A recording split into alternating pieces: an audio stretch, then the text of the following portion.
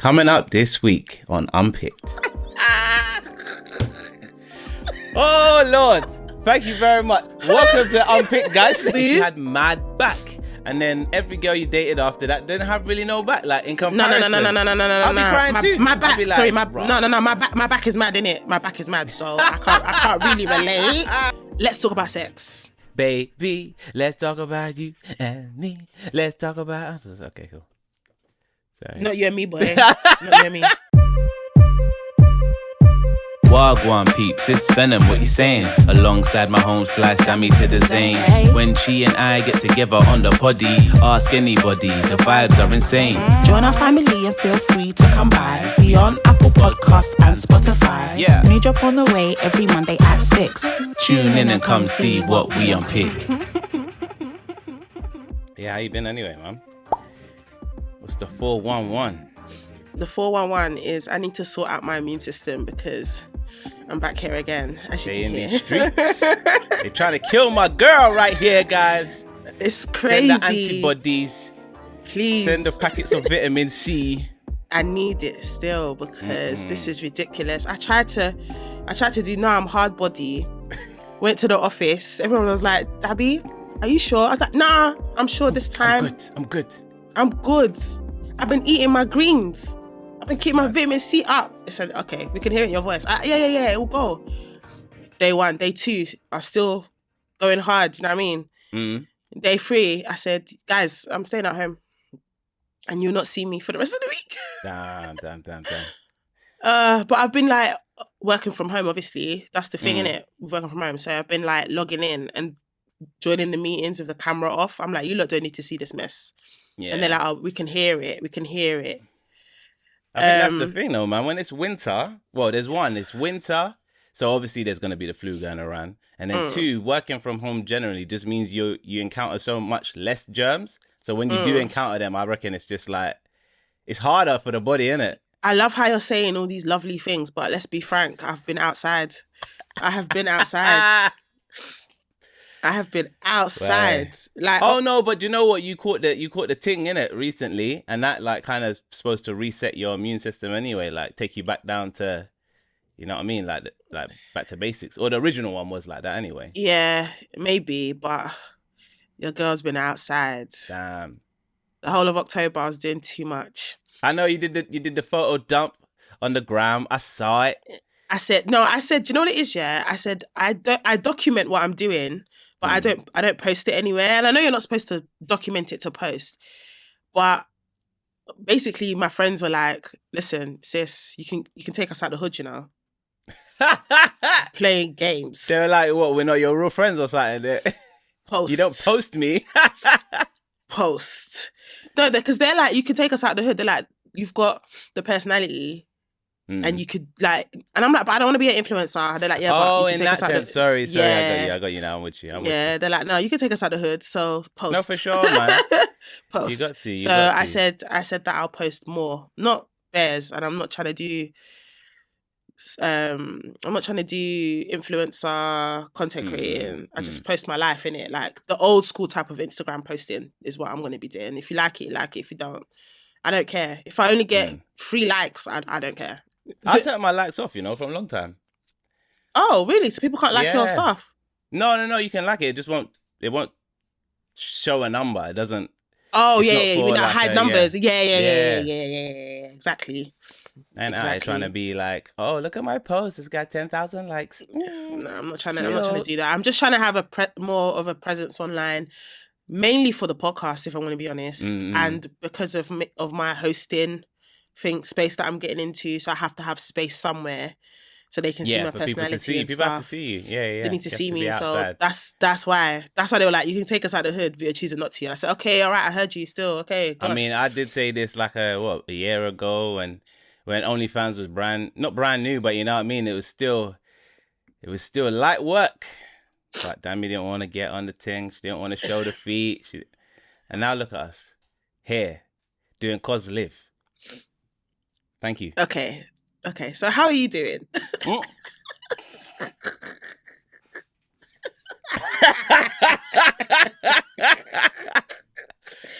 Yeah. Oh, good. I'm good, man. I'm good. Yeah, I'm good. I'm just getting back to, you know what I mean? I'm getting back to my space. I'm in my good space. I feel like my creative juices are starting to flow a bit more organically. I see it. Travel vlogger, you know.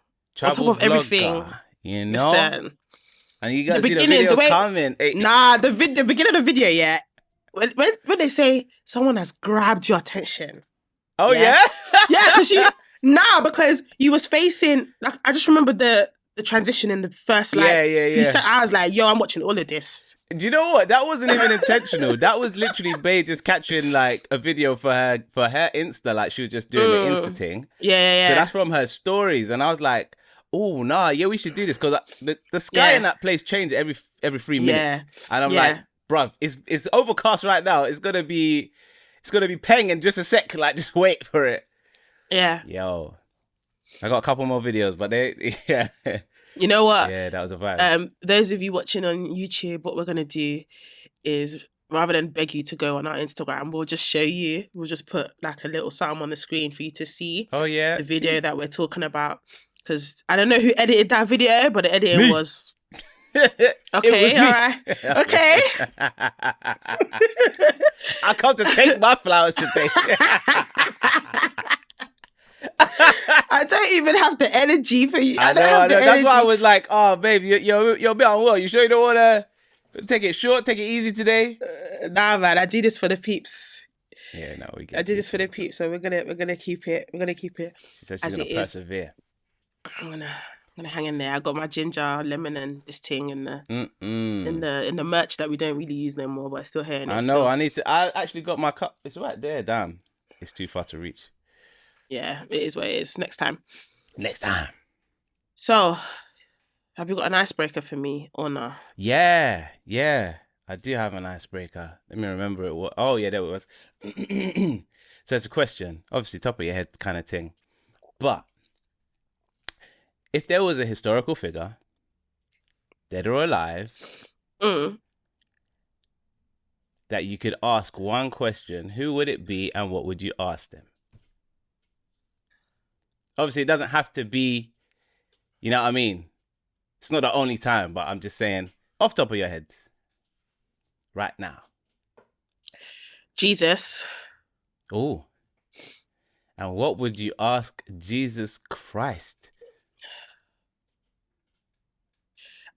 Can you hurry up and give me my husband, please? Because your girl...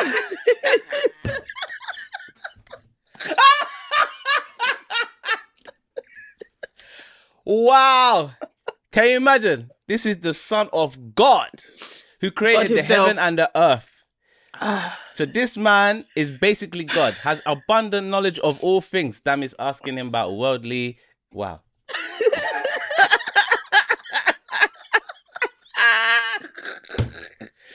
Oh, Lord. Thank you very much. Welcome to Unpicked, guys.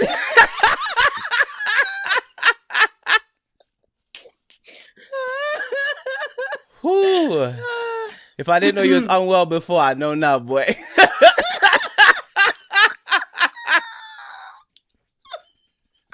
You wasn't expecting that, was you? No. You thought she's going to come with something profound. Jesus Christ. I said profound. I said, damn, he's cooking. Hang on. When I said Jesus, let me get the Maggie.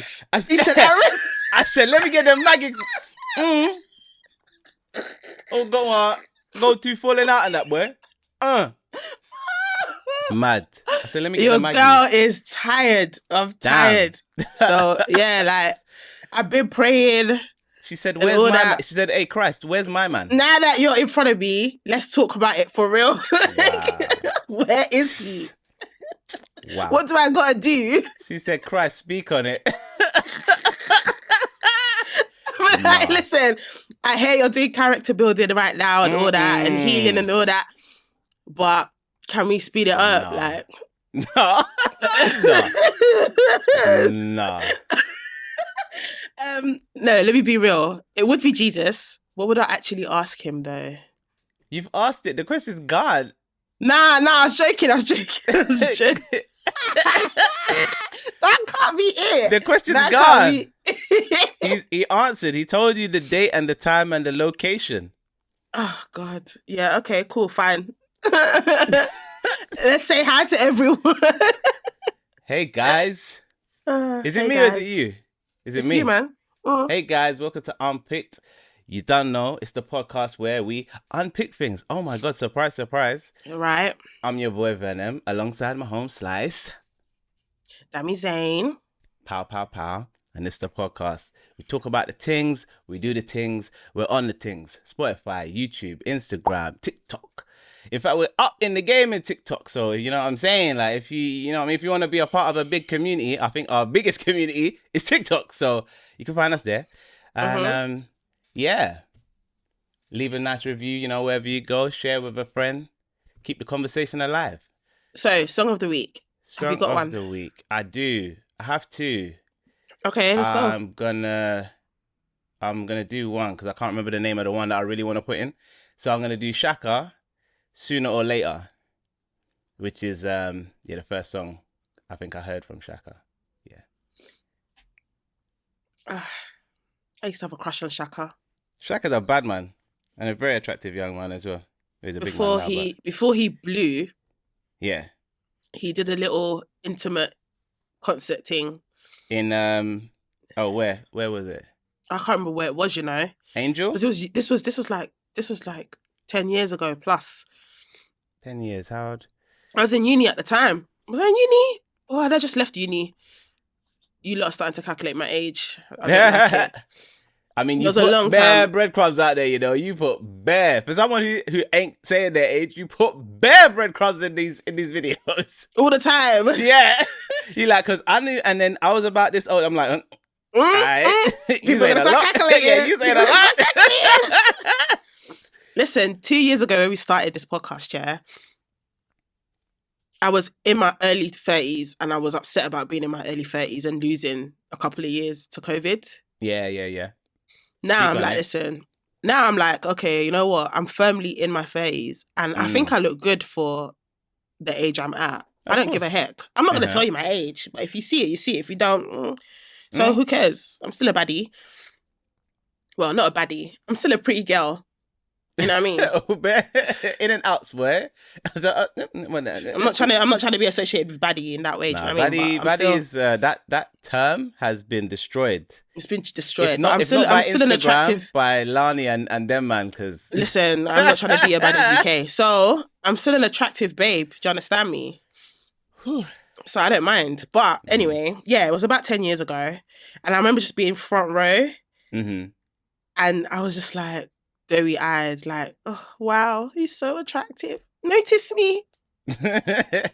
You know what though? I can't lie. That brother has got star quality. Like there's something about him. Some people are he's literally like a natural kind of star. So that's why I wanted to shout him out with my thing because I think he's coming back with some new music. He posted on his Instagram recently, and I was like, oh yeah, like my boy has been MIA for a second. So yeah. Okay. To the playlist.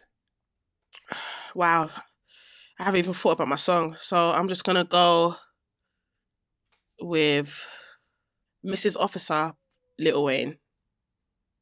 Mrs. Officer.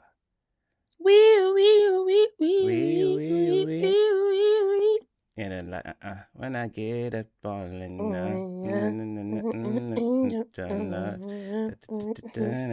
for us and the thing anybody saying and make it say rhythm. I like feel good music, so we'll go with that.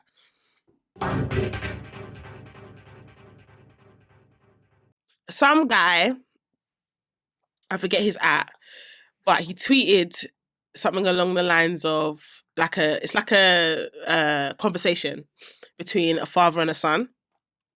And the son's like, Dad, tell me about the girl you had before mum. And then he put a meme, and I don't know where the meme is from, but it's of this guy crying. Like, he doesn't want to talk about it. Like, it's too emotional. He doesn't want to talk about it. I'll slap the tweet on the screen so you lot can see what I'm talking about for context. And it had X talking for a whole 48 hours. The girls were upset because the girls are like, so we're going to assume that you're married to the mother of this child and you're still thinking about your ex. The guys were replying, that's the love of my life. What are you talking about? Some of the guys were replying with like images of Ghost and Angela Angela Valdez. Because, like, he was married to Tasha, but Angela was the love of his life, that stuff. Valdez. And the girls were upset because they were like, rah, so you lot really hate us. Like, you'd marry someone, you'd be with someone the whole time, you're still pining over the first person you was in love with or whatever. And the guys were validating it. And I wanted to ask you if that is legit a thing. What were the man them saying? Like, you said validating, but what were they... What were they saying? They were saying like, they were like, like that. Yeah, that's the thing. Like, that was the love of my life. Like, I mean, I guess if you had the love of your life, you had the love of your life, innit? Like, just because. Do you even believe in love? Do you even believe in love of my life? It's not the love of your life is not necessarily like a certain person per se. It's more like the timing. Because you have to be young enough where you believe in love in an unfiltered way. The world hasn't scarred you enough yet. So you have to be there, and then you have to have like a crush on this person, and they have to be reciprocal to a level where you're like, oh, it's the marriage of timing and emotion. You can have the same level of emotion with someone later on in your life, and then but you've already been scarred, so it's not gonna feel like, you know what I mean? So that's I can relate to that, because I was talking about that with one of my male friends a while ago, actually. I was saying how when you're younger, I feel like that is the purest. When you're younger and you experience love for the first time romantically, it is the purest, you're not gonna unfiltered love. There's no like, I need to guard myself, I need to set boundaries. Exactly. There's no boundaries. It is what it is. Exactly. And then when you get broke up, yeah, you're like, listen, I can love again, but I've learnt my lesson. So now I've got to put boundaries in place for my safety. So you can still love, but it's just not the same. I get that. I get that, but it's just like, the way I see it is, you kind of need to let that go. You can't be like, oh, no, now... Because the whole point of the tweet is your son comes to ask you, what about the girl's pre-mum? What about the girl before mum? And you're there crying like, bro, I don't want to talk about it. It's emotional. You should have got over it by that point. Because you proposed to this woman. Do you get it? Like, but proposing to the woman doesn't change what happened before. No. The way I see it is, listen, future husband, Jesus, I hope you're listening. Before you propose to me, make sure all those feelings for previous bae is gone. I don't want... It doesn't need to be feelings. It's not feelings. I don't want you to be getting teary. I don't want you to be getting teary-eyed going, oh my God, she was the love of my life for real. Meanwhile, I'm sitting there making you chicken and rice. And cleaning your house. That hasn't changed what he's put into that relationship and what you've put into that relationship. This is a new relationship. No, I'm talking about feelings. Because I'm here doing up, I love this man. Yeah, I have an ex too. I'm not crying over him. Oh, okay, so to hell with him. Do you know what I mean? And I'm with my new boo. If you had mad back, and then every girl you dated after that didn't have really no back, like in comparison. No. I'll be crying too. My back, like, sorry, my back is mad, innit? My back is mad, so I can't really relate. Right? I can't relate. So sorry. Okay, all right, wait a second. So, for those that don't know, or maybe you're not watching or you've never watched, Dami is voluptuous. So I can't then flip it and be like, oh, what if she had mad front? Yeah. So what I can say though, exactly, which becomes like subjective, is what if the tuntun was doing a mazzoline that was, you know what I mean? Okay, so you would say that is something that I can be. What did you? No, I'm saying it's subjective. I'm saying subjective. Yeah. So no one can see it and no one's gonna know. So that is well. I could say that the tuntun cannot compete again. Sorry, cannot compete again. Sorry. Which one is it? Face card cannot compete. Body Lord. Cannot compete. Tuntun cannot compete. Guys. Intellect cannot compete. Sorry. You not believe this girl is so humble. so humble. No, I know my worth in it. That's all. And this is from feedback. This isn't even. Oh, yeah, not done evaluation. So we have had the date. I always ask for feedback. Please, can you rate my face? Yeah, can you let me know? My back off, my no. I don't need to. I don't do that. The only thing I ask is the tuntun. Everything else, I just get told. Everything else, I just get told. But you asked specifically, how was the experience? No, I'll be like, yeah, because I want to know. Oh, wow. Because remember, I'm not doing the casual thing. So I'm really trying to please you. So I need to know. Yeah, I need to know if I need to improve. Say, nah, you know what? I'm not talking about. I'm talking literally about the physiology of the thing, as in it's gripping. Yeah. That's what I'm talking about. Yeah.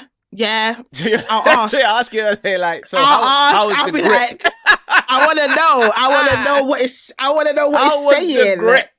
How was the? Was it athletic? Was it like a mountain climber? Was it strong? Was it secure? I don't. Do you know what? More time I don't have to ask. I get told. Mad.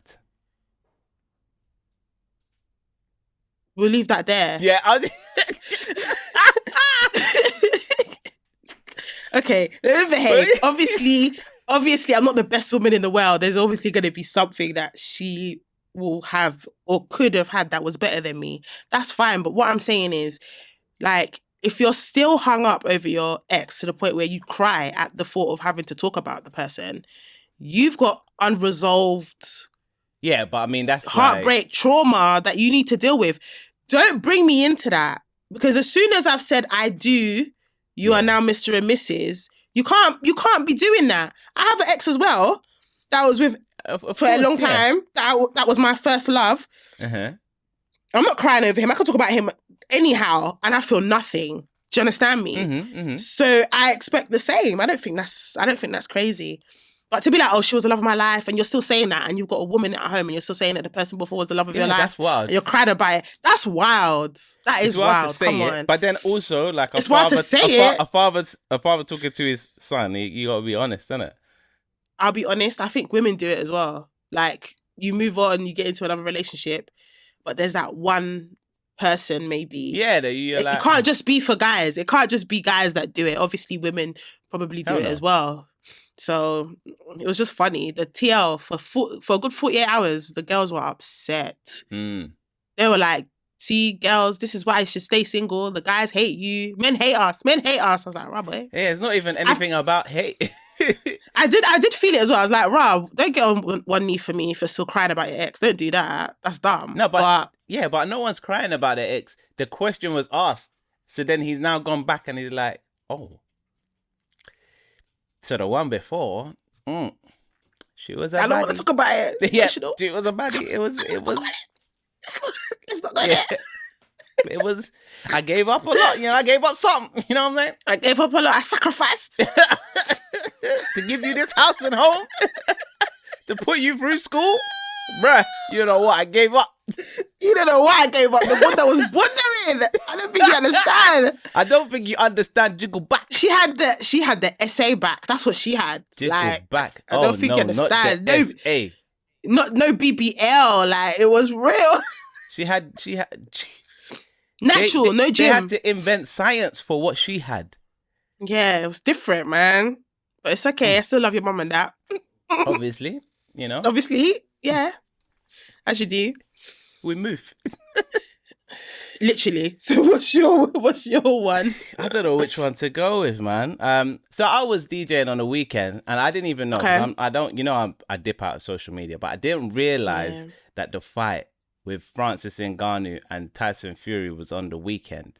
Mm-hmm. Did you see it? No.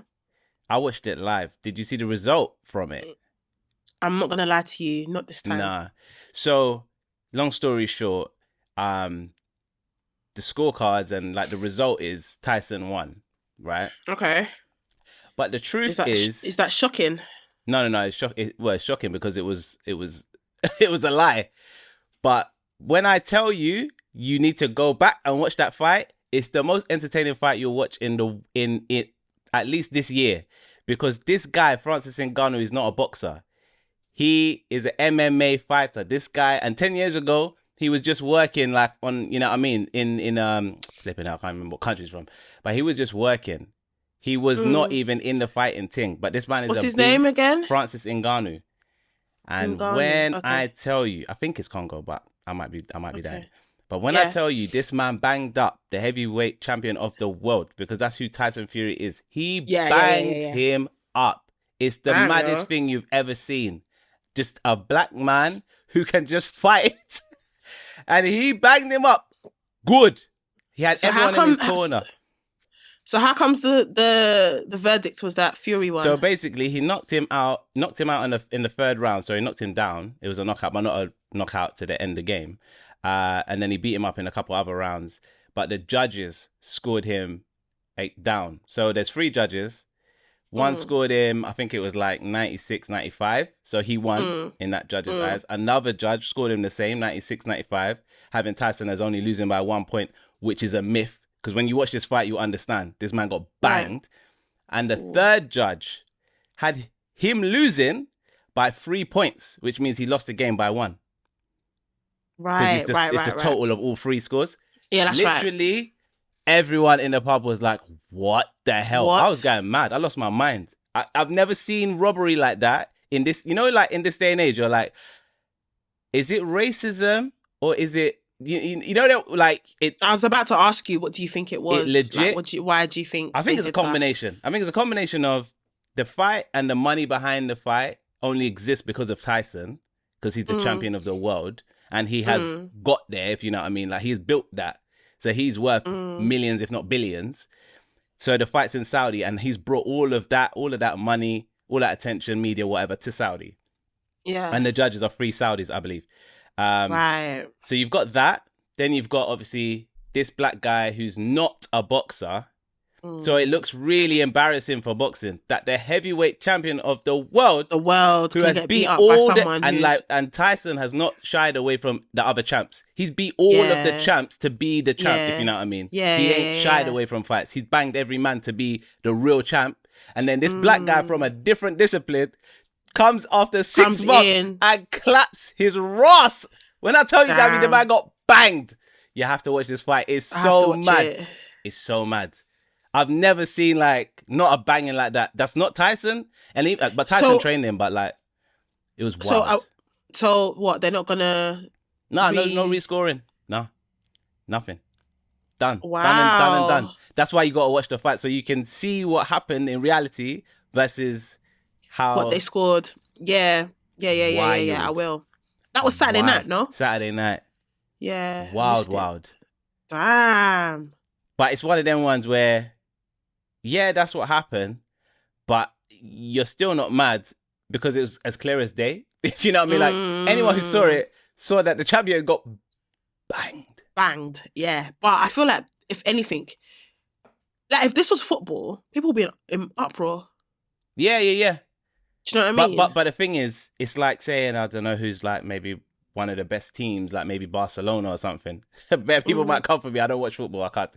But like Barcelona playing against like Hackney FC and Hackney FC beating them. And then, you know what I mean? The refs are just like, yeah, Barcelona won kind of thing. Yeah. Like that. Yeah. I see what you mean.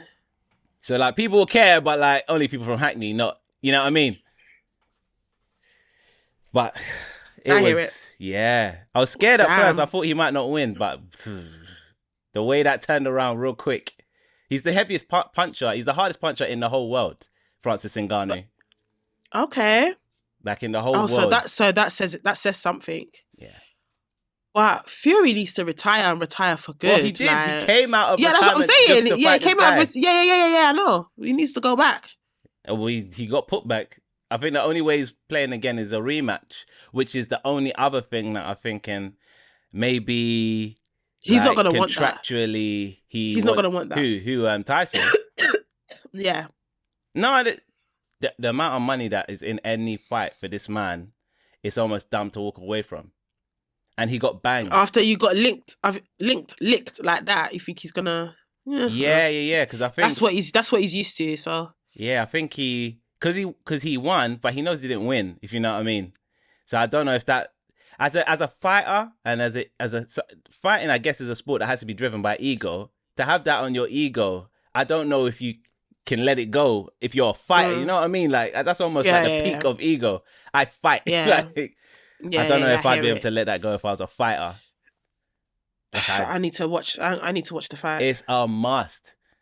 I've not been entertained like that, like since like a good AJ fight, if you know what I mean, like when he was still champion. Okay. Yeah. Wild. Have you seen the podcast interview or multiple from Tyrese's ex-wife, sorry? I've been waiting for you to talk about this. Which is why I said, let me see what you say, because I need to know what I've been waiting for you. I've been waiting for you to talk about this. Let's let the people them know what's going on if they don't know already. Okay, so Tyrese's ex-wife, me not know her name, but she ex-wife. She irrelevant. Yeah. So she's gone on some podcast recently to basically say that when she was going through the tough times with Tyrese, the friends and lawyers and family that were in her ear basically encouraged her to go down this path of separation, which she now regrets. But they're fully divorced and everything now. So in the interview, the interviewer or podcaster sort of alluded to, does she have regrets about the decision to separate from him and to divorce, etc. And she said, yeah. She said basically if she could, she would go back. I'm not laughing, but I'm laughing. She wants to spin the block. Yeah, I'm not laughing, but I'm definitely laughing. Yeah, that's funny. Which was it was timely because of the conversation that we had obviously a couple of weeks ago, where I was saying you should confide in your friends and take counsel and take their advice to aid you in your relationship. So, yeah, what's your thoughts on it? You know, first of all, you know that I don't believe that you should confide in your friends about your marriage or your relationship. Because you don't know their intentions, and again, like I said before, even if you omit certain information, they're gonna give you advice on what you tell them and what you perceive the situation to be, as opposed to what it actually is, which means that technically they're misinformed and their advice might be irrelevant or can't be, or if you was to apply it, it would be incorrectly applied, right? So this is case in point of that, to be honest. But I think she's stupid. And I don't think I've ever outrightly called anyone in the public eye out of their name. I've never ever. But I'm not one of these women nowadays who, we all know I'm not a men are trash advocate, yeah? And I remember at the time, Tyrese was spiraling. Like, was that the moment when he was having problems with the baby mom as well? Yeah. He was spiraling. He gained weight. Like, he was online crying all the time. Men and women were calling him like names, saying he's crazy, that he's got, like, he was going through it. And then to turn around and hear that, oh no, actually, it wasn't what I was made to believe. She's still not taking accountability. Because she's saying, that's how I see it. She's saying, oh yeah, basically people were talking in my ear. Are you not a grown adult? Has your frontal lobes not fully developed yet for you to be able to logically assess the situation and be like, actually, he isn't what I'm, do you know what I mean? Like, yeah. Because she tried to, the whole point of the separation was she was painting him out to be, I don't want to say abusive, but she was painting him out to be the villain. Yeah. And for you to now turn around and be like, he actually wasn't the villain, but people just made me feel like he was, and that's what she's saying. Right? I'm sorry, you're stupid. Like, I can't be in a relationship with someone. I know that person, I know that relationship, I know the relationship we're in. Even if everyone gets on each other's nerves, yeah, it's normal. People fight in a relationship, you're gonna fight. You learn a lot about yourself, you learn a lot about them. They hold a mirror up to you, you hold a mirror up to them. So you're going to see the ugliest parts of them, yeah? But for you to take those parts, talk to other people about it, and then blow it up, make it what it's not, and then years later come back and be like, oh no, actually, I'd actually go back. Do you know how stupid that sounds? So basically, this thing that you said, these allegations, this villainous behavior wasn't that bad then, was it? If you're willing to go back. Mm. Do you know what I'm saying? Yeah. So yeah, I think she's stupid. I think she's actually stupid. Like, yeah, I don't understand why people are so quick to throw away relationships for the littlest of things. Because there's nothing outside. There's nothing out here. Like, there's nothing out here. So unless it's something like really big, or you've literally genuinely just grown apart, listen, like, I don't know what you're looking for. Even that growing apart thing is a bit mad to me, because I'm like, how far apart can you really grow?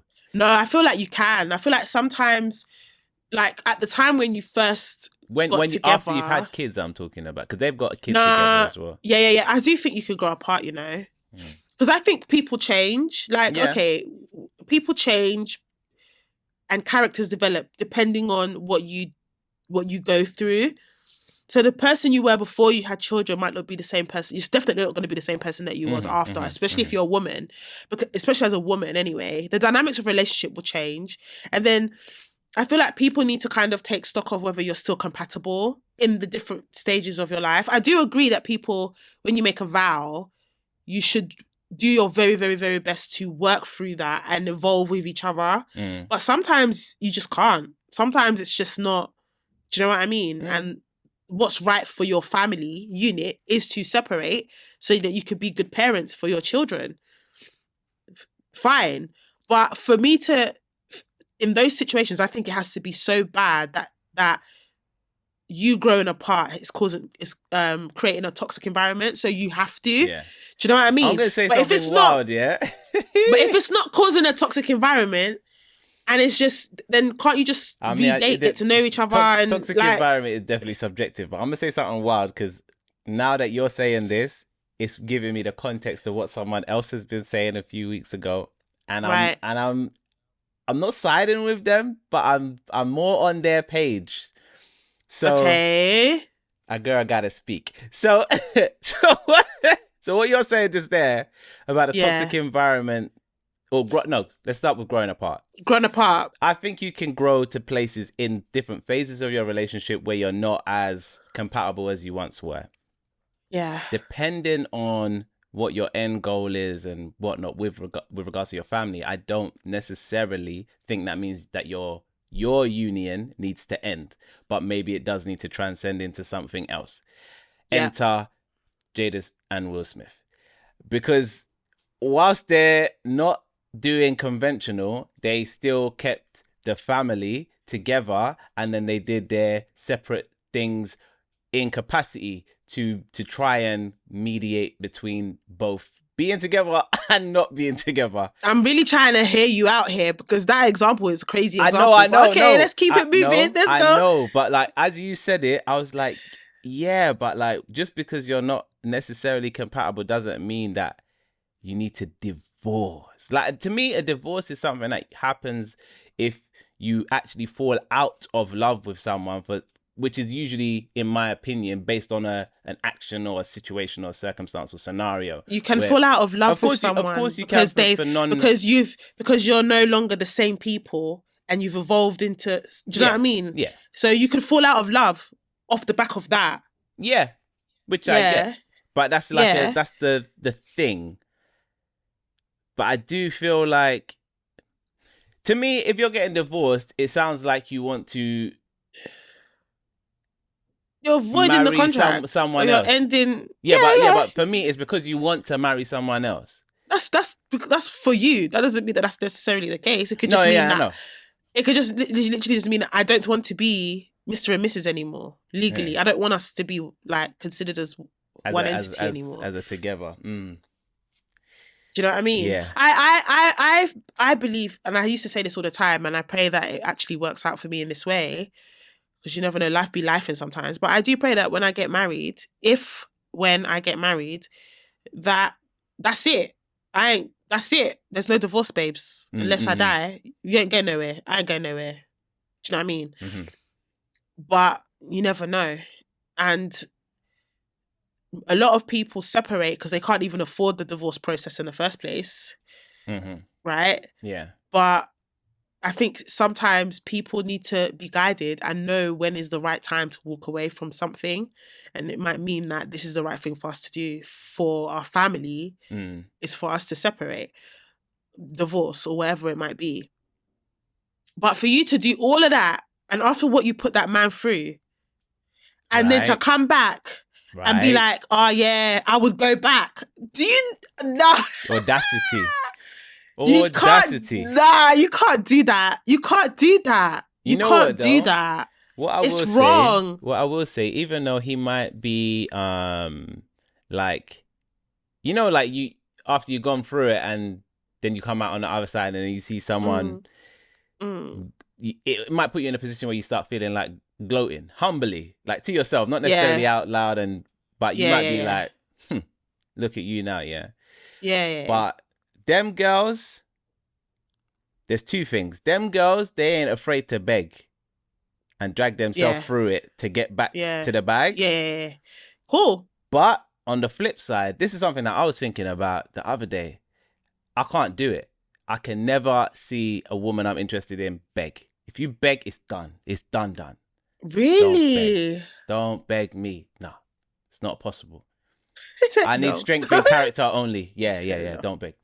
I was walking down the street and I was thinking back, and I have like about 2 or 3 memories of like these ex girls who like situation happened, whatever, and then it got to that. And the begging part, it just destroyed the whole image that I have of that person. I'm like, don't do that. Never beg. Humbly take the L and bounce. Anyone who takes an L at any point in time and humbly just bounces, forever in my regard, you're the same person. We just had a situation that put us different ways. And that's business, that's everything. But don't beg. In life, don't beg. I feel like there's a fine line between seeking redemption and trying to fix it and completely destroying your self-respect and, in your words, she didn't beg. She ain't begging. But... Do you understand me? So like, I've been in a situation where I ended a relationship, and then it was clear we both still had feelings for each other, and I was like, okay, I'll let's go back, and they were like, not sure because you severed this, and I was like, no, but clearly we still have feelings for each other, and I was just trying to like go for the redemption. You were just trying to have the full conversation. Obviously, for some, it might look like I was begging to go back. No. It could look that way. I mean, I wasn't like on my knees like, please. I mean real beg. I mean that. No. It was more like, listen, we've broken up, but we've still been very much in each other's life as if nothing happened. You know, I know you're not, and I know with men as well. Yeah, this is why I learned that from this situation. I've learned that with men, once you've broken their heart, the trust is gone anyway. But I didn't know at the time, innit? I was young, so to me it was like, no. I think what it is, is I think a lot of people do this.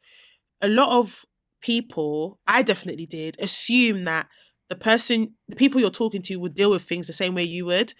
If they had broken up with me and we were still very much in each other's life, the same way we were before, we're just broken up now, and it was clear we can't let each other go. There's a bond there, and we're definitely in love. I would take them back. And I wouldn't be afraid that they might walk away again, because I'm seeing it as, well, fairy tale, innit? Like, we went through a hard situation and we've come out the other end stronger. We're together. That's how I look at things. I'm very naive, very lover girl, innit? So in my mind, that's what I was saying. Like, listen, clearly this is meant to be, because we've tried to not be together and it's not working. But years down the line and watching how things unfolded, I realised that once we had broken up, I should have just took the L and that was it. Like, all that them trying to hold on and still be in my life and stuff, and me reading it as they really do love me and I obviously love them, because the reason why I broke up with them wasn't like they did anything. It was more like circumstantial reasons. So it's like, you haven't done anything to me really. It's just the timing wasn't right or stuff surrounding our relationship wasn't quite right. But I feel like we can overcome it because clearly the love is there. But later I realized that things had shifted for them and that caused me pain. So it's interesting what you're saying around for a woman to go back to a guy and be like, listen, like, even if you're not on your knees begging, but to be like, no, like I made a mistake, take me back. It's interesting hearing it from a male perspective, how that could come across. Yeah. And how, because I learned my lesson. I was like, you know what? I will never do that again. Even if I'm seeking redemption, even if I think this could have worked out, it's done now. Like, you can't go back in time. You've done what you've done, you know? And it's funny. Yeah, it's really funny that you mentioned it. Because as soon as you said begging, I mean, I wouldn't say that I begged, but I definitely was like, let's get back together. Like, I was very much like, please, like, let's do this. But from there, it went downhill. Like, it just went downhill from there. It's like, I don't know, because part of the allure of a woman in the first place is the chase, is her not being available. So you can't then become the complete extreme and be overly available. Obviously, your situation is different, but I think just in general, talking to ladies, if that's the situation where something's happened and you need to let the guy know that you are back interested or whatever, just let them know you're available and, like, you know what I mean, whatever. And let it be whatever it is, But do not beg. I don't think Never that. Beg a man. I don't even think that they should, you know. What even? Yeah, I mean, I feel like with guys, but then again, it's just my one experience. I'm saying I do think with guys, once you've hurt a man, he won't look at you the same again. I think women are more forgiving, men are not. Like, men can't overlook what you've done. It could be anything. It could be you cheated. It could be you broke up with me. Whatever it is, once you've hurt them, they can't, like, the way they see you is tainted now. Like, it's not going back. It's not going back. Fantasize about the idea of what a woman is. Yeah. And so once from the reality. So if you make yourself real, forget it. Forget about it. So trying to go back, you're not going to reclaim what you had before. And I'm actually talking from experience, because when we actually got back together, in my mind, I was trying to get back to what we were. And I was struggling to accept that the way he's going to treat me now, the way that he's going to see me now is not the same, because I broke his heart. So now he's never going to give me that love, that unfiltered, no boundaries love that we had before, that I'm trying to get back to. We were never going to get back to that. And I was holding on, and that's what even prolonged the relationship for longer than it needed to. Meanwhile, my self-esteem is diminishing because I'm trying to prove to him still that, no, we still, you know what I mean? Like, it's literally sounds like my ex, boy. That is the lesson. That is, like, for me, I feel like women need to understand the way men, I've spoken about this before. If you are a heterosexual woman and you are trying to date a man, you need to understand their psychology and use that to your advantage. Don't think that they think like we do. Like, they don't think like we do. And don't try to make them think like we do, because they're never going to think like we do. It's just not going to happen. So be guided in it. Like, when I say it, it's a loaded phrase. Speak on it. Be guided. Once you've understood how a man thinks, I feel like your dating experience will change. If you get what I mean. Like, it will just be a bit more easier for you because you understand that, okay. And you know, when I speak about, like, that relationship, the reason why I don't badmouth that ex, even though he was a dick to me for a very long time, is because I understand that actually I could have stopped all of that if I just took the L at that point. So that's me taking my accountability. That, listen, it's not just him. You factored into that. Like, some of your behaviors factored into that. And because I had broken his heart, no matter how good of a woman I was at that point, the veil is shattered. So to him, I'm not a good woman, am I? Because I left him. Do you get what I'm saying? So, that's another thing, man. I think men generally have abandonment issues. Yeah. Just in a general sense, I think so. But I think it goes back to what I said ages ago as well. Like, I said that the reason why, with the cheating thing, I said that women tend to have, we're almost like predispositioned to accept that men are not going to live up to the bar that we want for them. For in a relationship setting, it's almost like women expect men to cheat. Women expect men to not be good partners. So when they don't be a good partner, because we've already got that at the back of our mind that that's what men are like, it's almost easier for us to kind of navigate that and get through the heartbreak and go again and, you know, try again with a different, like, even if it's different people. But we don't just shut ourselves and go, no, that, all right, cool, I don't want to be in love no more. I don't want a relationship, because we've got that predisposition. Whereas with men, I think that men are more... I think men subscribe to fairy tales more than women do. 100%. But I think that's changed in this generation. Yeah, a little bit. It's starting to, because my generation, 100%. It's more like, oh no, girls are like pretty and nice and fluffy and lovable. I worship women, boy. And so when they do something crazy and it's like, wow, she could do that to me, it just shatters everything. And then it's like, yeah, after that, cold. Yep. Cold. That was me, boy. 18 years old. Villain on the streets. See? But 17 years old, oh my days. Yeah. This guy, I would have recommended him to, he could have any daughter of mine, whichever one, take it. But 18 years old me, wow. And then all of a sudden they start capping. To church immediately. Yeah, guys start capping. Exercise what is in there. Oh my God. Not an exorcism. It was... we need Mr. Motivator now. He needs to be exercising. Wow. Because I do feel like guys, once they've had that heartbreak, it completely alters how they approach relationships, how they treat women. Everything changes because of that heartbreak. Whereas with girls, it's temporary. She might have a hoe phase after that. Mine was temporary. She'll have a hoe phase. And then she'll be like, cool, I like someone again. And it's almost like everything she learned before erased. Now she's, oh, I really like this guy. And she's, and when girls say, she'll go for it again and again and again. Whereas guys, they go through it once and they shut up shop. That lesson is learnt, boy. I definitely repaired over time, but I definitely lost a substantial chunk of ability to give love. Substantial chunk. Like the next relationship after that, completely different. And ever since, it's just a massive chunk, because it was wild. Because it's like, I feel like guys do the whole, like, you want to be romantic, and then you go through something and then you're like, I don't ever want to be a dickhead again. I'm not a fool. I'm like, so after that, even if you're like, no, this, you mean women are capable of playing? Yeah, I said, you played me, bruv. Cool. It will never happen again. And I think when guys say that, they mean it.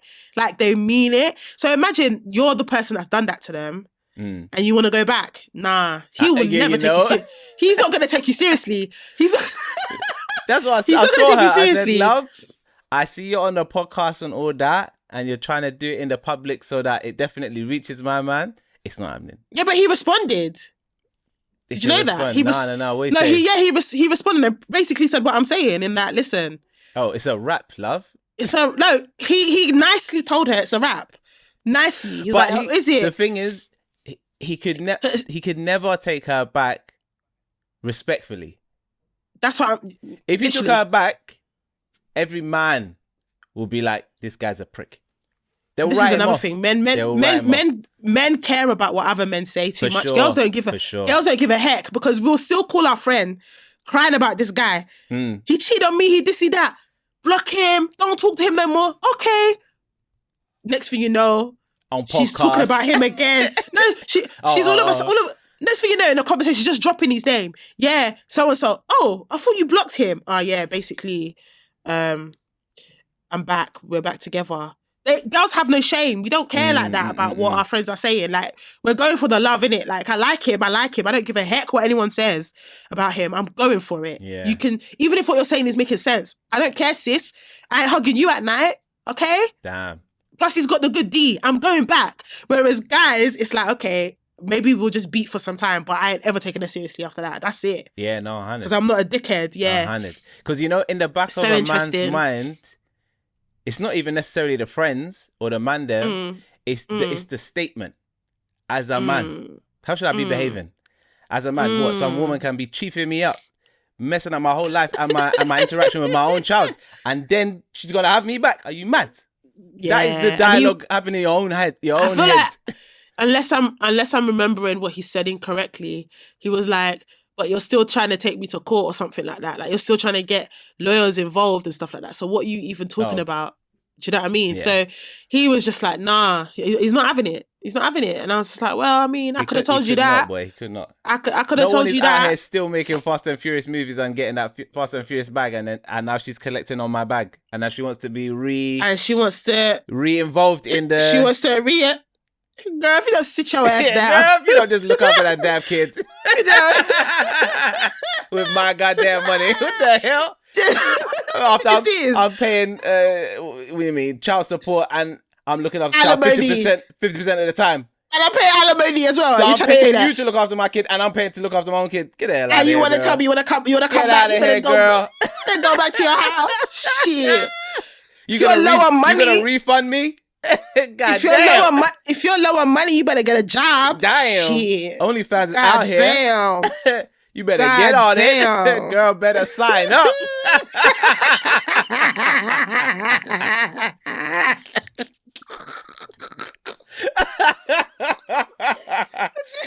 What do you think this is? God damn. Nah, the audacity of it is crazy. But like I said, it's them girl there. And I hope you know what I mean by them girl there. They will do that. They will beg. They don't have no shame getting to the bag, boy. Clearly, because you know what? Yeah, I'm not gonna lie. I would not be on a podcast to talk about. Yeah, I would go back. Hell no. And I got pride. I would not be saying that on no podcast. Sorry, I'm taking that to the grave. Sorry. Chest, you know. To the grave. I get it though. I hear it though. Because do you know why I hear it? Because I genuinely think you're not gonna agree with me because we spoke about this before. But I genuinely think there are less good men than there are good women out there. When I say good men, I'm talking. Remember, I just said that with most men, they get hurt once. They don't even do the healing work for them to be able to open themselves up to love again. Now, everybody's been heartbroken in their life, unless you are a hermit and you never dated. Everyone's gone through something. Girls will still try, guys won't. So there's a lot of hurt men out there moving mad. Do you get it? Only a small amount will go through therapy and work through those feelings and deal with their abandonment issues or whatever issues they have for them to be able to be a good partner to somebody else. There's not that many men that do all of that work from their childhood traumas in dating, family life, whatever, in order for them to be a good partner. Whereas with girls, it's more encouraged for you to deal with those things so that you can become. And also, a lot of women, and I'm not saying there's loads of good women. I'm not saying that. I'm just saying there's more of good women. There's more good women than there are good men. Because I think a lot of women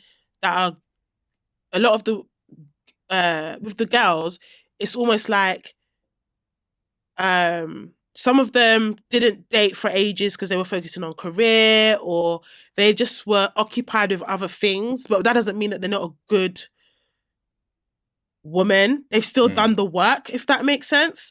So think about it. You've left a good guy. Clearly you think he's a good guy because you're willing to go back. Yeah. But you've been out in the streets and you saw that what is outside at your age.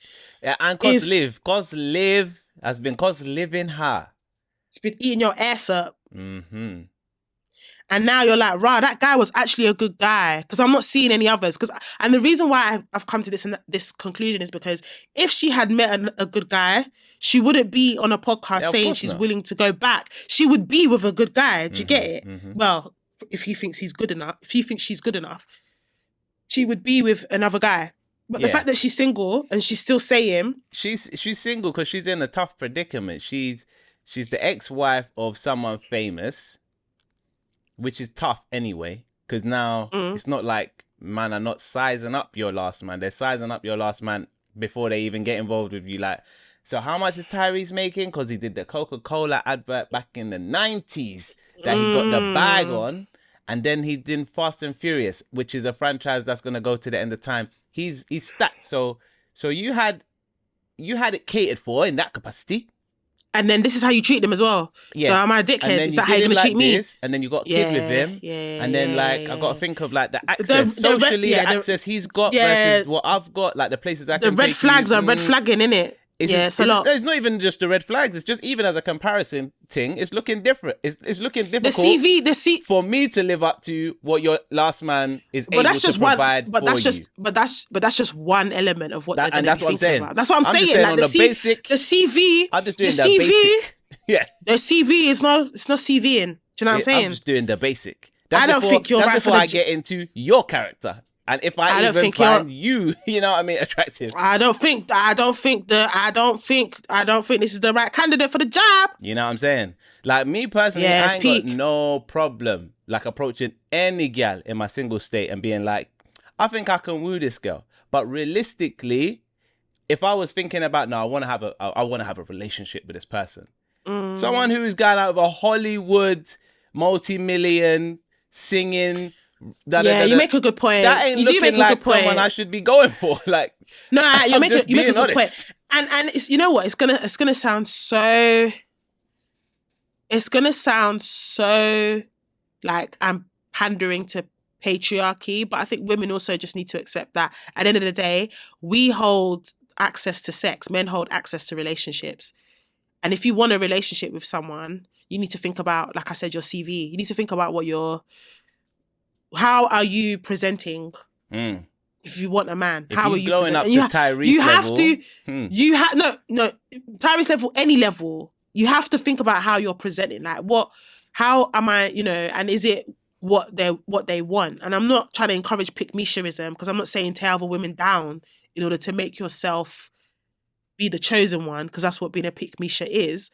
I'm just saying that if you want to attract something, surely the logical thing to do is place yourself in a situation or present yourself in a way that will make you be attractive to what you want to attract, right? Mm-hmm. So women do need to think about how they present and like things that they need to think about. What is it that the kind of guy I like? What does he value? What does he want? And then how do I fare against that?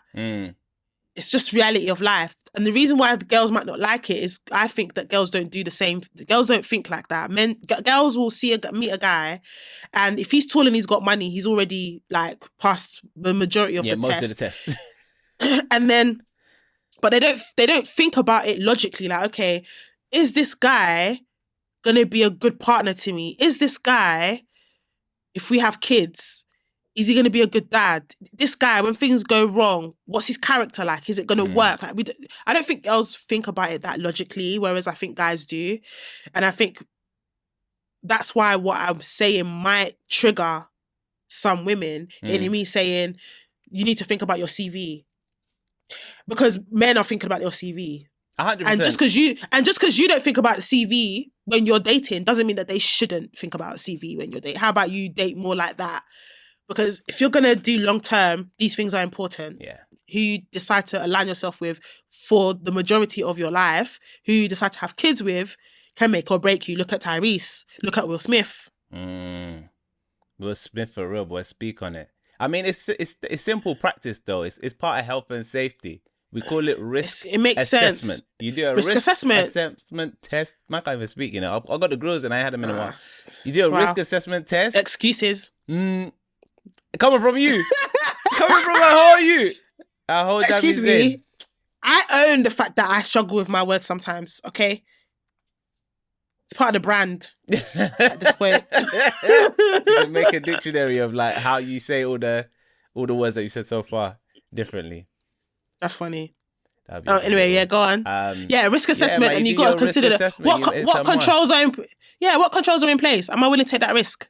I feel like women need to think like that a bit more, because men defo do. And we can't be upset with them for thinking that. We can't be upset with them for thinking that way.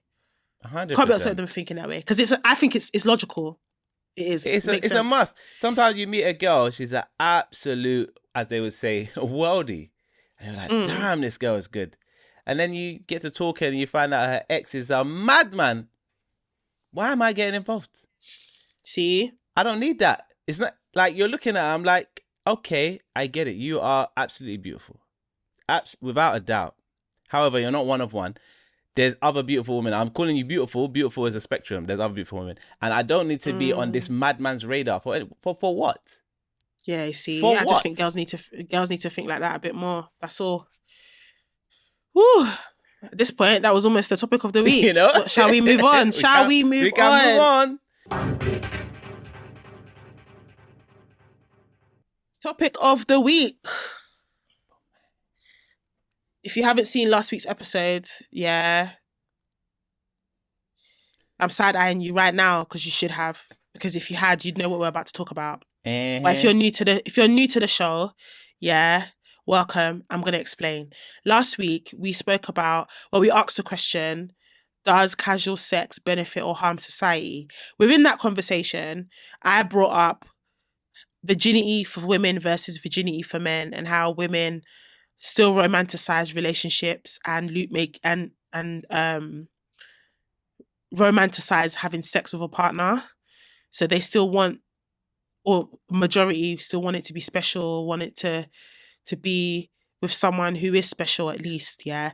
Whereas guys, when they get into the realms of sexual activity in their teenage years, they stop romanticizing sex, and because of their hormones and how their adolescence works, puberty works for them, they're like rampant rabbits and just want to have sex with everything. So, Venom, let's talk about sex. Baby, let's talk about you and me. Let's talk about... Okay, cool. Sorry. Not you and me, boy. Not you and me. It's how the song goes. Cut the cameras. It's how the song goes. No, don't cut the cameras. Then people get to talking. Oh, yeah, they will. It's not that. It's not that. He's got a missus, okay? Okay. State your case. Right. So you said how girls, like, they fantasize the scenario, they beef it up. Man, them do the same thing. I did the same thing. Okay. And what changed it was not the sex. What changed it was the women or the girls at that time. I was only 18. Was it the heartbreak? Was it the heartbreak that did it for you? It wasn't a heartbreak. It was the rejection.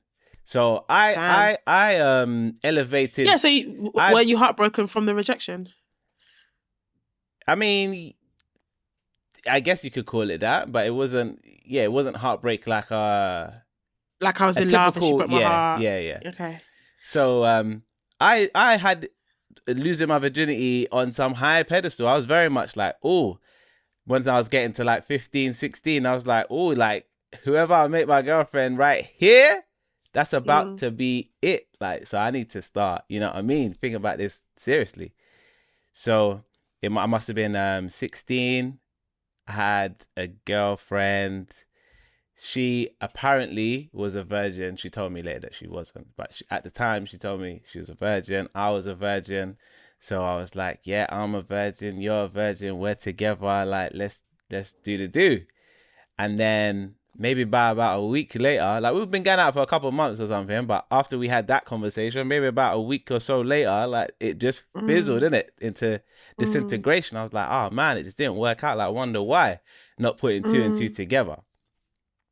So then I'm in college now because I'm not in a rush to, I'm just like, yeah, you know, it's the right girl kind of thing. Like, it's going to be special. It's going to be magical. It's going to be wifey as well.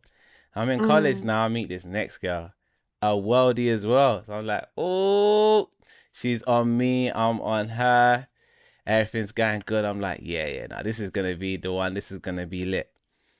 We have the conversation because we're getting intimate, as in we're being like very touchy-feely and kissy in a bit more of a mature way to them when I was 16. So I'm like, this is definitely going there. So she's like, yo, you know, have you like done the thing before? And I'm like, nah, like you're going to be my first. I'm thinking that's a bonus. And I'm like, nah, you're going to be my first. I'm going to be your first. Week or so later, giving it the final snap disintegration. So being the educated man that I am, or the educated young man that I was, I'm like, you know what? Yeah, this is a coincidence. There's a coinky dink. How magically every time I tell a girl I'm a virgin, About a week or two later, the relationship is over, and I swear down ain't nothing changed. Wait, so you hadn't had sex with them? No. All that had happened because I was thinking, hold on, is he telling him he's a virgin? He's not a virgin. Okay, he was actually a virgin. I was a virgin. Okay. I'm in a relationship with these girls, and then when we have that conversation about us having sex, because they're clearly virgins, and I'm letting you know I'm a virgin, and we're gonna do this, and they're like, "Oh, you haven't beat yet. Let me back out to like a guy who actually has experience." But are you sure? Are you sure that's the reason why they were backing out? 100%. Or is that what you were perceiving it to be? No, it's 100%. Did they tell you that? Of course not. I wasn't gonna have like. I'm a man now. Okay, I would have that conversation now. So they haven't told you that. So you can't say conclusively. One of them has told me that, because one of them I still have a communicative relationship with to this day. Okay. We're friends. But so she told me, oh, not only was I not a virgin, not only did I leave you obviously for that reason, but I wasn't a virgin either. I'd had sex. Okay, right, okay. Yeah, okay. Boom. So she's told you. So one has told you. Yeah. So we can't say conclusively the other one was 100% that. You don't know that. No, I do. I feel like I might have had that conversation with her, but I ain't 100% sure. Because I saw her later. I saw her later when she was with someone else, and we joked about the relationship. I cannot remember everything that happened in the conversation. I just remember that I felt better after the conversation. I feel like unless they've told you, and even when they tell you, people lie. So they could, but it's a coincidence. I think it's definitely a coinky. I think it's definitely a coinky. Do you know what I mean? It's a little cheeky coink. But yeah, I don't know. For me, I was a late bloomer. Okay, I was holding on to my virginity. I was trying to give it away, but people were trying to catch that. I wasn't trying to give it away. I was very much like, I wanted the person that I gave it away to end up being my husband. Listen to the wording I used. I didn't say I was waiting till marriage. I said I was hoping the person I heard. Cool. Because I need to clarify that. Because I was definitely not, because I feel like, for me, I just wanted it to be someone I was in love with. And I wanted there to be a relationship. I didn't want to have casual sex. I went through my whole uni experience with guys trying to take my virginity away from me, but they'd made it clear that it wasn't a relationship thing. They just wanted to have sex. And I was one of those girls that was like, cool, I want to see how long I can drag this for, knowing I'm not going to give it to you. So yes, I was, what do you call it? What they used to call it back in the day? Bunny boiler? Something like that? No, a tease. I was a tease. Because I was like, cool, you're going to give me attention and I want the attention. And I like to flirt because I'm a flirt. So I'm a flirt with you, but I already made up my mind. I'm one of those people, if I've made up my mind, it's not happening. Yeah, that's it. There's no game you could put on me. It's not going to work. I'm not doing it. That's just, it just is what it is. So throughout my whole uni experience, I had guys really try to put it on me. Didn't believe me, first of all, that I was a virgin in the first place because of my body shape and also because I was a dancer as well. And they just assumed that the way she moves her body and the way she carries herself and the fact that she's got a fat back, even though in the grand scheme of things, I don't think I did. But you know when you were younger, what they defined fat back then to what we define... Context. It's different now, isn't it? Yeah. So whatever. But even then, when you're younger girls are smaller anyway. So at that point, it may still have been. To be fair, yeah, probably. Do you know what I mean? Probably, yeah. So to them, they were just like, no, how? I used to get, how? It's not possible. I don't believe you. That kind of thing. So I didn't lose my virginity till coming up to my mid-20s. Oh, yeah. So I was a late bloomer. Yeah, late bloomer. And yeah, I made sure, like, even the guy I lost it to was my boyfriend. It was a long-term relationship, the whole of my 20s relationship. And I made him wait a while before we did the do. For me, that I don't regret it because I feel like that was the best experience ever. Like, there's no Even the first time was amazing for me. So it was great for me. Yeah, it was great. So I never really went through the whole having sex in your teens, having sex in your early 20s, having sex in uni and all of that. But the friends I had in that era, they were having sex, but they liked the guys they were having sex with. So even if it was casual, they still romanticized being with that guy in the end.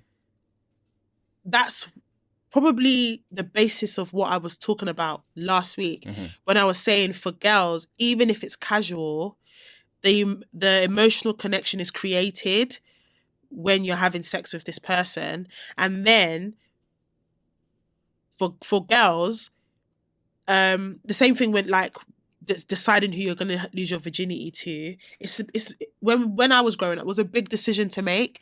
So it was a weighty decision. So girls tended to not just try and give it away unless there was peer pressure of all my girls have lost their virginity. I'm the last one.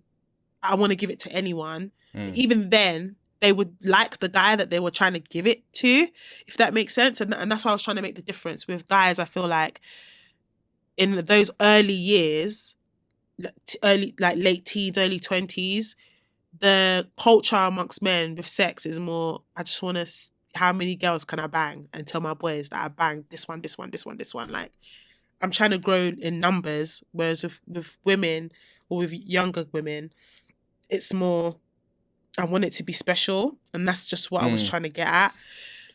Virginity in of itself is a social construct, which I touched on and I said I'll talk about more this time. Because I think that virginity, when people talk about virginity, they only think about heterosexual sex. They don't think about any other type of sex. And they only think about penetrative sex. They don't even think about, like, for example, if you're a lesbian and there's no penis to be penetrating with because you're having lesbian sex, have you lost your virginity? Do you get what I'm saying? So I feel like the concept of virginity, when people talk about it, they talk about it from the heterosexual lens. And therefore, I feel like a lot of people probably lost their virginity a lot earlier than they think they did. Because actually, if you was doing any sexual act, not necessarily being penetrating someone or being penetrated, you've lost your virginity. Do you see what I'm saying? Yeah. It's an interesting take. So you think if someone's engaging in sexual activity? Yeah, if you've done oral, at that point, you lost your virginity. I'm going to do that thing that I always do, where I'm going to pull up the definition. Yeah, because I don't know what it is, isn't it? Because to me, virginity is defined by a woman's anatomy, which doesn't even make sense for a man. Exactly. So in the dictionary, virginity it says the state of never having had sexual intercourse. If I look at the definition of intercourse or sexual intercourse, sexual contact between individuals involving penetration. So there must be penetration. See? Yeah, especially the insertion of a man's erect penis into a woman's vagina, typically culminating in orgasm and the ejaculation of semen. But again, that's a very heterosexual lens, no? Yeah, it's a heterosexual definition. So imagine you've been lesbian your whole life, or you've been gay your whole life. You've never had heterosexual sex. Does that mean you're still a virgin? I don't think that's right. See what I mean? I hear it. Yeah, I don't think that's right. But in terms of like the actual, like, as it's defined, the whole, there has to be penetration, blah, blah, blah. Yeah, I feel like most girls, they take that decision seriously. Oh, for like, sure. They think like it's like a big deal, you know, like, wow, I'm gonna do that. I'm gonna do it and I want it to be special. That's normally the predisposition that girls have. Yeah. That's the only thing that is a bit weird for me now is obviously I knew that I wanted it to be special for me, and then the rejection made me think, all right, Bonnet, I'm done with the fantasy. I'll just do what I do. Cool. But later on down the road, there was 2 different girls who then chose me to as that guy. Yeah. And I didn't see it from their viewpoint. I just saw it from my viewpoint, which I don't want to be that special person to someone because that's not how it went for me. And I don't want, I'm not even in that space, so I don't need that regard, if you know what I mean. But I think to one of the girls, it just made her not attracted to me anymore, which then bit me in the bum later on when I was then actually like a bit more attracted to her. But one of the girls, it literally threw her off the rails. Like she just, like what, when people just like, they just go, like, yeah, she just went. She was so nice. No, like when people just become different people, kind of like, so an experience just doesn't. I feel like you need to explain it a bit more plainly when you say she went off the rails. Sorry, when I say off the rails, I mean like, like when someone's mental health starts mental healthing. It's like that kind of way. Okay. Because she obviously had more of a regard for me than I. So she had real emotions for you. Which I didn't really consider. Attached. So we were just like messing around and stuff in uni. She wasn't from my uni, but that time period. And like I was enjoying it, she was enjoying it. We used to go on little dates and it was just nice and fun and light.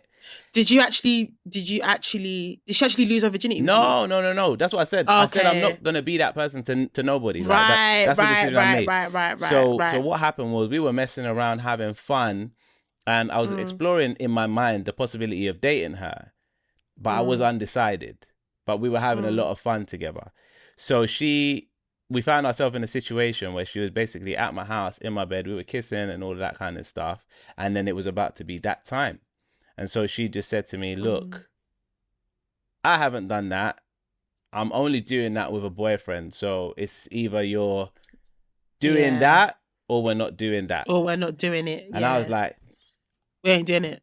We're not doing it then. Like, I said, I have no problem, taking your virginity and whatnot in a non-special way, but we're not doing a whole relationship. And then I'm not trying to do this. And that had a very adverse trajectory for I don't get men. I don't get men that think that it makes sense. So okay, so in obviously I had my long-term relationship.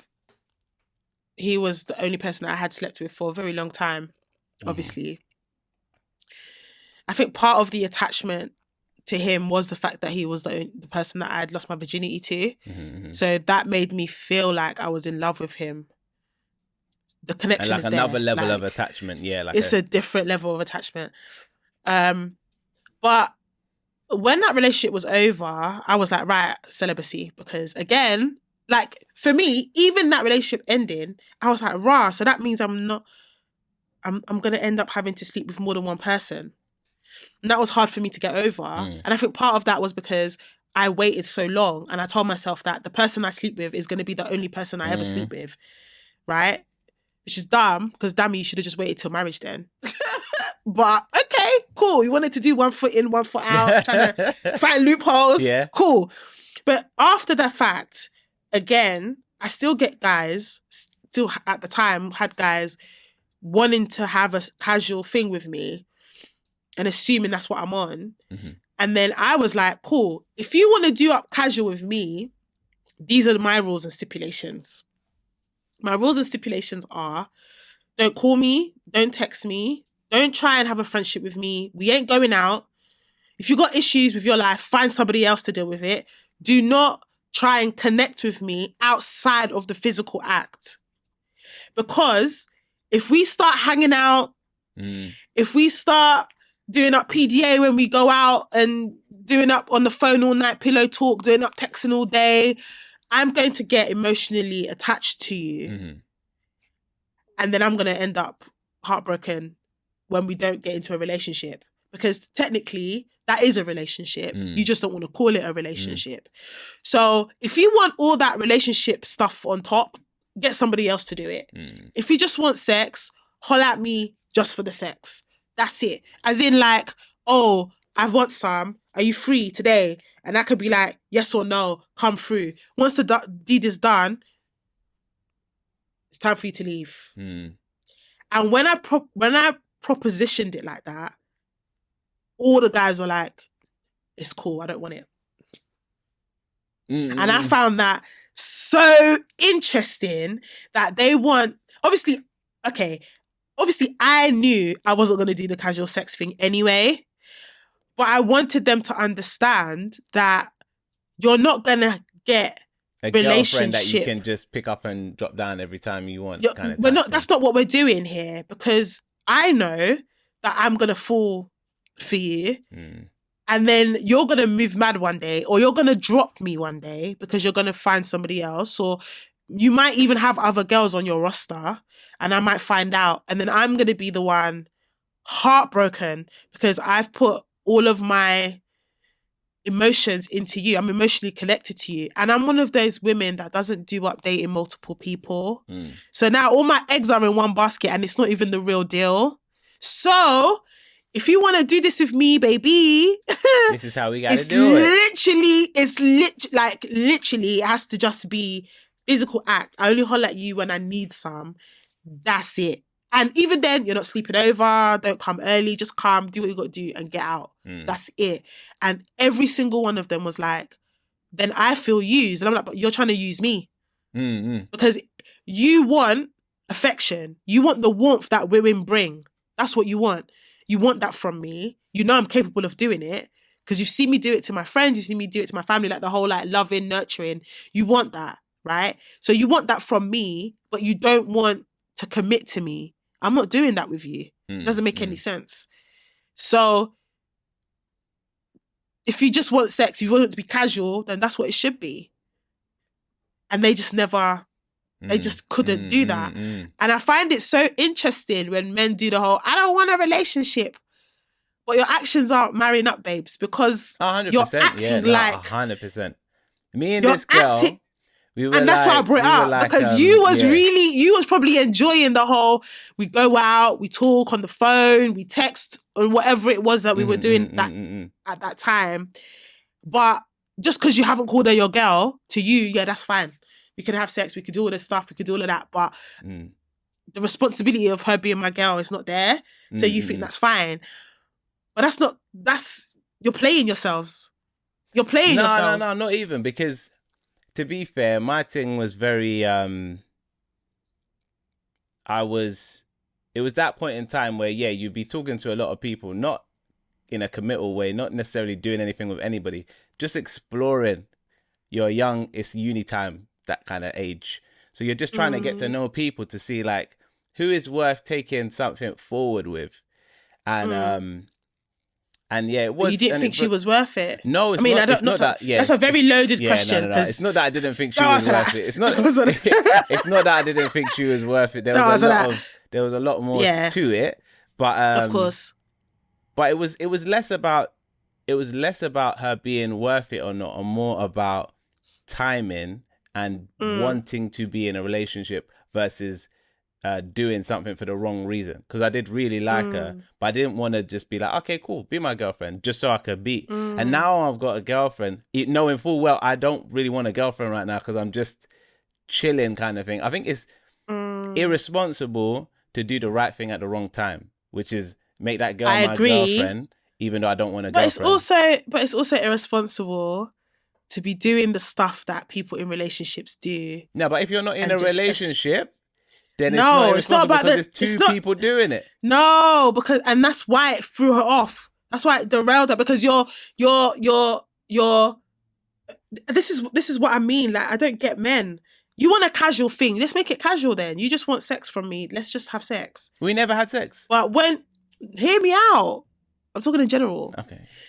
But don't be doing up, I don't want a relationship, but you're doing relationship. So all you're worried about technically is the title of it. Because you're still doing the relationship stuff.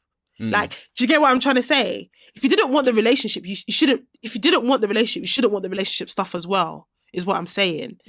This is why I said last week that I think people are delusional. Because you're trying to have it without having it. And it's like, that's dumb. because you're gonna hurt yourself at the end of the day. So Do you know what I mean? I guess the difference there would be, especially at that time, because that time, when you're in uni, you just got bare time and money, even though you should just be studying and you should be broke because the government is giving you money and whatnot. You're working. You got the time. You got the money. So how I was treating her was no different, really, from a lot of my other friends, whether they be male or female, minus sometimes being in her dorm late night kissing. So going to the cinema, go cinema with any of my friends, go watch movies, chill. So that's most of what we did. We went to cinema. You weren't inclusive. So you weren't inclusively seeing her. Exclusive. So, like, for example, let's say, for example, you lot would go cinema. You're not doing PDA. No. Like, it's not like I got my arm around you, babe, kind of thing. No, it's more like we just go out, go here, watch. Like I think we were watching Saw. Like I think I watched probably most of the Saw films with her because like that was the time. Yeah. And then and then every once in a while, I mean, I'd end up at her uni dorm like late night. I'm not. And then obviously, I'm not trying to. Obviously, I'm not banalizing you. I'm not saying that I know. what you did. I'm just trying to give. What you did wasn't right, but it wasn't wrong. It just was what it was. In that at that time, yeah. Like you was young, and at that time, the way we deal with things is different. But as adults, like you're working. Like this isn't uni. This isn't we're not in that adolescence phase. We're not in. Like I say, our frontal lobes have fully developed at this point. So I don't see the benefit. Yeah, of doing all that. Of doing that now. Like 100%. when you're young, that's why I said I missed out on all of that stuff. Right. Early, because I wasn't having sex. So if we're chilling, we're just chilling. Do you get what I'm saying? Like we weren't apart from litzing up the place till you've got blue balls. That's what I was doing, basically. Pretty much. Right, but we weren't having sex because I said to myself, I'm not doing it with you because that's not what this is, right? But as an adult now, like outside of student life and all that, and you're young and you just, that environment, I don't see the point of you saying to yourself, I don't want to, because when men now, right now, that I meet tell me I'm not ready for a relationship. I just want to do friends with benefits. I just want to have a casual thing or situationship, or let's just be exclusive but not go anywhere. When I hear that, my respect for them diminishes straight away. You can't do that, because I see it as you haven't matured. You're still acting like a teenage boy, or you're still acting like you're in your early 20s, because I don't understand why you want to be using your time, effort, money to be dating someone, acting like you're in a relationship because you want to have sex. Yeah. So if it's literally just I just want to be beaten, I just want to have a regular person I'm having sex with, cool. Then do that. The arrangement should be sneaky link. I'm horny. Are you free? Yes or no? I'm free. Cool. Do on your boxer. Go home. Don't call me. Don't ask me for advice. Don't tell me about your day. I don't give a heck. I don't want to build a friendship with you or nothing, because I feel like you're setting yourself up for eventual disappointment and heartbreak. And I do think that's the case for guys as well, not just girls. Because doing all of those activities is where the emotional connection gets created and built. Yeah. Why are you at your big man age doing that? And if it's trauma that's stopping you from relationship, or it's, because I think it's valid. I've been heartbroken before. I'm over it. I've got trust issues. Girls have that same issue. Or financially, I'm not where I want to be. So it doesn't make sense for me to have a relationship right now, because I understand that for men, being in a relationship is responsibility. It's not, I've just got a girlfriend. It's now I feel like I'm responsible for her to an extent. If you're not ready for that responsibility, I hear it, but don't be doing up FWB. Don't be doing up exclusive. Don't be doing up situationship. Just have a sneaky link. And then keep it stepping. But what I'm finding is that when anyway was proposing that to these guys, they would literally run for the hills. No, but it does sound weird though. It does sound weird. It does sound weird. It sounds but I think what sounds too good to be true. Yeah. No, I don't think it's too good to be true. I think they realize that they actually want that affection. Yeah. And since that's not on offer, they're like, nah, I don't want it. I don't want it. So it's not just sex they want, is it? They actually want to feel like they want to benefit from a relationship-esque type of situation without being in a relationship. And when I'm like, I've clocked the game, I'm not doing that. They're like, oh, no, I don't think I can do it. Nah. Yeah, I don't know. I feel like you're just using me if you do that. Intimately. But to me, if I was hitting up a girl and she hit me back with that, I'll be like, yo, is this like some kind of honey trap or something? Like, is this girl trying to rob me? Like, what? You think so? This sounds too good to be true. I said, wait a minute. You try to tell me, yeah, I don't need to spend my money. I don't need to waste my time. I don't need to share my Netflix subscription. I could just come and get the box and bounce. I got my own. Yeah, no, I'm just saying. But I'm saying, you're just saying I could just come, get the box and bounce. Because what happens in the experiences I've had, they've gotten to know me. Mm-hmm. And they're like, oh, she's actually a nice girl. But I'm not ready for a relationship though. Mm. So they still want access to me. You get what I'm saying? So to them, the consolation prize is, oh yeah, let's like just FWB. Mm-hmm. And then I'm like, no, the friendship subscription will end if we start having sex. Believe that. Mm-hmm. I ain't playing that. Because what do I get out of it? If you really think about it, what benefit does it have for me? Because I will do all these lovely things and be affectionate and all of that. Great. I have no issue with that. We would be having sex on top. It will feel like a relationship when it's not. Then when you bounce, because eventually you will, because I ain't going nowhere, because I like you now, I'm going to be hurt by that. It doesn't make sense. Mm. So let's cut all that out. If you want to be having sex with me, we can do that. But this friendship is going to end. And I will start to behave differently towards you. You'll call me, I will not pick up the phone. Then I'll message you. Is it sex that you're looking for? Yes or no? And it maybe because of how straightforward I talk and how... It sounds like a trap. It sounds like a trap. They don't want it. My brain is like, too good to be true, bro. If anything sounds too good to be true, it is. That's what life has taught me. And that is how I've got out of casual situations. Wasting your damn time. I've got out of it by being like, this is my proposition. And they're like... Yeah, take it or leave it. And they're like, nah, I don't want to do that. And I'm like, cool. Friends? Or not? No? You don't want to be a friend because you think I'm too sexy? All right, then. It was nice knowing you. Bye. Because then the next thing is, I don't want to be your friend. I can't be your friend because I'm sexually attracted to you. All right, fine then. I've got enough friends. I don't need to have you on top. You're new to this. You're new. You're not true to this. So that's okay. Bye.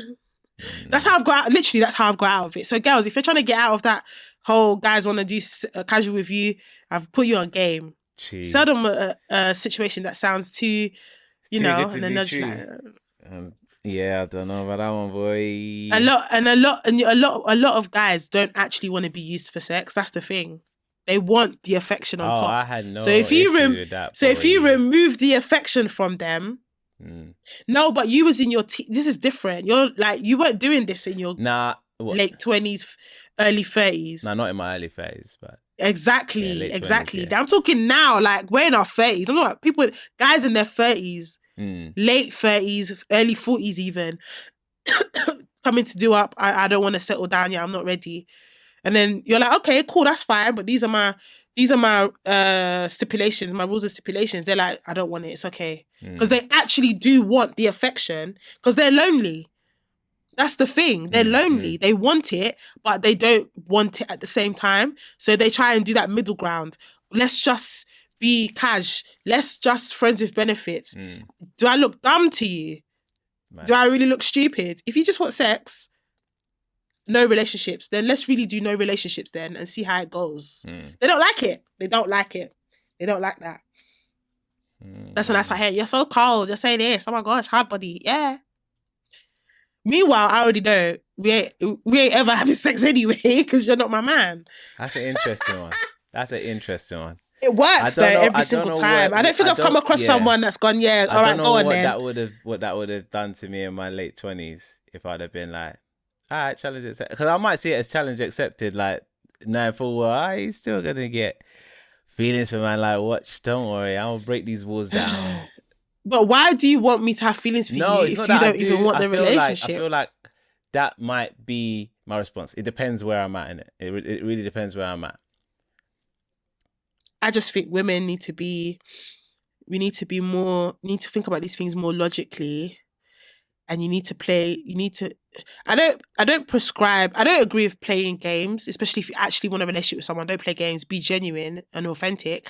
But if someone's coming to you telling you they're not ready and they're trying to propose friends with benefits, casual, situationship, whatever the hell they want to package it as, and they don't want to commit to you, then girl, you need to remove the affection from the equation because they're gaining more than you. And since it's a transactional thing, because there's no commitment there anymore, then you need to be selfish. Yeah, no, you have to be selfish. I hear it.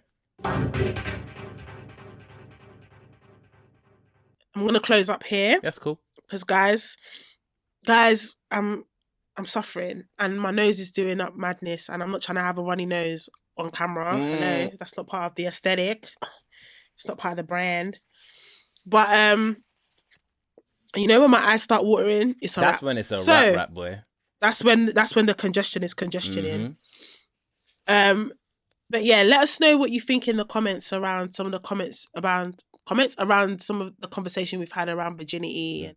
Our QR code for the Instagram is on the screen right now. If you're listening on the audio platforms, 4 to 5 star rating on Spotify, especially. You can even leave a comment now on our actual episode, so please go ahead and do that. There is a listener who sent me an email weeks ago. Oh yeah, I've read the email. I do need to get back to you, but I also need to fully watch the video that you sent me before I respond. So I'm just putting almost like an accountability piece in here now, so that when you see if you're still listening, if you're still with us, I will be listening to that and getting back to you on that situation. It will become clear to everybody else if you subscribe or you follow us on audio platforms and listen regularly. It will make sense to you then. Ooh, cliffhanger. Yeah. But yeah, guys, thank you so much for coming this far on the episode. It has been Dami Zayn and I'm in the building. This is the Unpicked podcast. Until next week. Peace. Peace.